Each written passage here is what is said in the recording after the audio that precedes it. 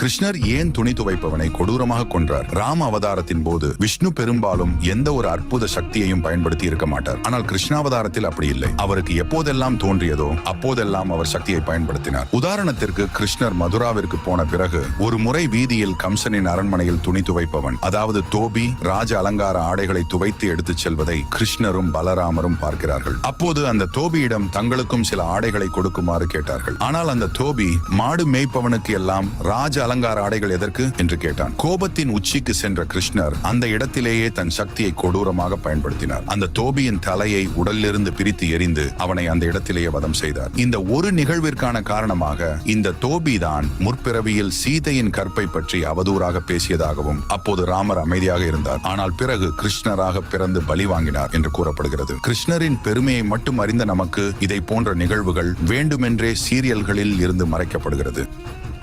கிருஷ்ணர்